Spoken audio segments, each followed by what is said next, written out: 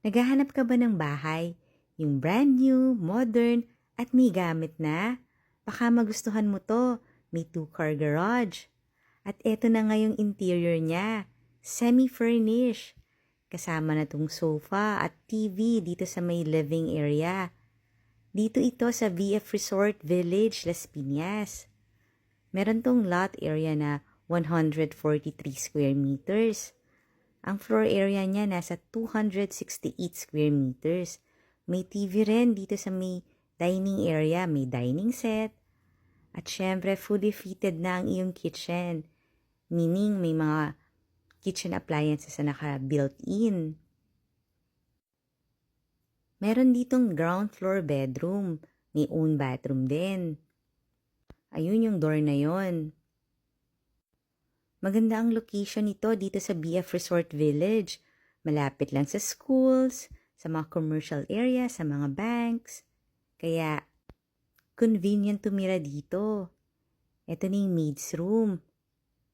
May own bathroom siya. Ayan naman yung common bathroom para sa ground floor bedroom at saka sa mga guests. Yung price and full details nasa description box below the video. At kung gusto mo to, pwede kang tumawag. Mas maganda kasi makita mo sa actual para mas ma-appreciate mo yung bahay. Ayan yung open to below. Meron tong total of 4 bedrooms plus maid's room. At lahat may own bathroom. Meron ding family area dito sa may second floor. At talagang nakaka-mesmerize yung chandelier. Ito yung first 2 bedrooms dito sa second floor. Fully air-conditioned na rin at may built-in closet na floor-to-ceiling yung height. Ito na nga yung own bathroom. Subscribe and follow ka na rin sa channel ng Home Search Philippines para marami ka pang makitang mga nice houses. At sigurado ko dito mo makikita ang dream house mo. Pulido ang pagkakagawa ng bahay na to at talagang maganda rin ang space planning. Ito na yung master bedroom. Meron siyang CCTV, may AC na rin.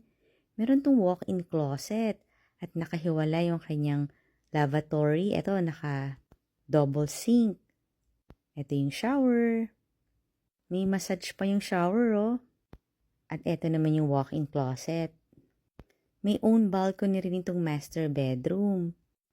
Bagay ito sa mga medium-sized families. Talagang nakahiwalay itong water closet.